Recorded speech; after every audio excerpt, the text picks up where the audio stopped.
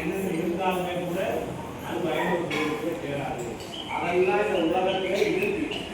இதுல இருந்து நான் விலகில் இருக்குது இதெல்லாம் வேணாம்னு சொல்றது இதை பார்க்கணும். மெய்யில் வாழ்க்கையை மெய்யென கொள்ளும் என் மையன் தன்னோடு ஒரு வருகிறார்.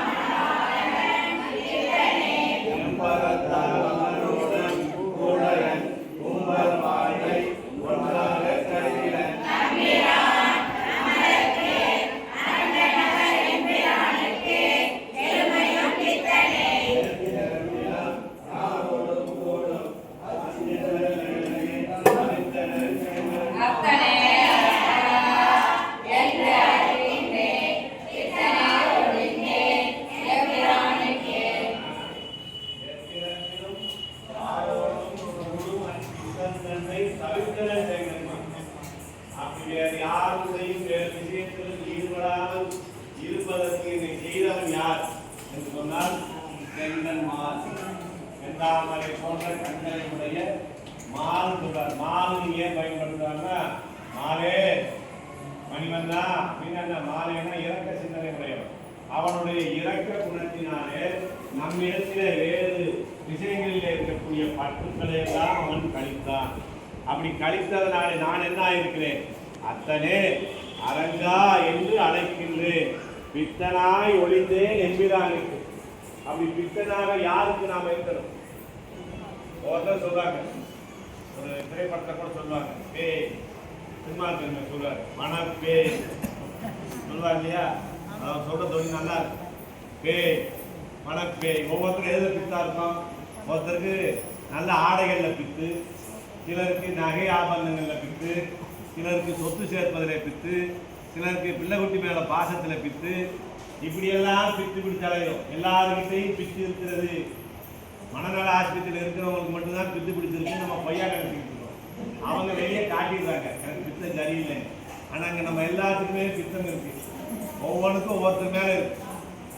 ஏதோ ஒரு இடத்துல நம்ம ஆசையை வச்சிருக்கோம். ஆனால் இவன் என்ன சொல்றாரு, பித்தனாய் ஒளிந்தேன் எம்பிரானுக்கு. நானும் பித்தன் தான். யாருக்கு? எம்பிரானுக்கு. அப்படி போய் இருக்கிறவங்க யாரு? மிகப்பெரிய மகாராஜா. பாகவதர்கள் திருடமாட்டார்கள் என்ற நம்பிக்கையிலே கருணாக பாம்பு இருக்கிற குடத்துக்குள்ள கையை விட்டவர். அவ்வளவு நம்பிக்கை பாகவதர் மேல. அப்படி நம்பிக்கையோட பாம்பு இருக்கிற குடத்துல கையை விட்டால் பாம்பு அவரை கடிக்கிறது. பாகவதர்கள் யாரையும் மறைக்க கூடாது, அவர்கள் எப்போது வேணாலும் என்னை வந்து சந்திக்கலாம்னு சொன்னார். அவருக்கும் இந்த ராமநவமிக்கு நெருங்கிய தொடர்பு உண்டு. குலசேகராழ்வார் திருநட்சத்திரம் முடிச்சுட்டா ராமநவமிக்கு வந்துடும். ஏன்னா ராமன் மேல அவ்வளவு பக்தி உடையவர் குலசேகராழ்வார். ராமாயணம் கேட்கிற போது எப்படி கேட்கிறாருன்னா, ராமாயணம் நடக்கிற போது பக்கத்திலேயே இருக்கிற மாதிரியே அவர் உணர்வுக்கு போயிடுவார். கரதூஷணர்கள் நாளே ராமனுக்கு ஆபத்துன்னு சொன்னதுமே, அமைச்சரே நம்ம படைய தரத்துக்கு போகலாம்னு சொல்லுவார். இல்லை கரதூஷணாதிகளெல்லாம் ராமன் சொல்லிட்டாருன்னு சொன்ன பிறகு பேசாமல் இருந்தார். இலங்கைக்கு போதாது கேள்விப்பட்டதுமே படையெல்லாம் கற்றுன்னு போயிட்டார். எங்கே வரைக்கும்? தனுஷ்கோடி கடல் வரைக்கும் போயிட்டார். அப்புறம் வந்து சொன்னாங்க, ஐயா சண்டையெல்லாம் முடிஞ்சிச்சு, ராவணன் இறந்துட்டாங்க சொன்ன பிறகு திரும்பி வந்தார். அப்படிப்பட்ட குலசேகர ஆழ்வார் யாருக்கு பித்தனாக இருக்குன்னு சொல்றாரு? பெருமாள் மேலதான் நமக்கு பிச்சு இருக்கணும்.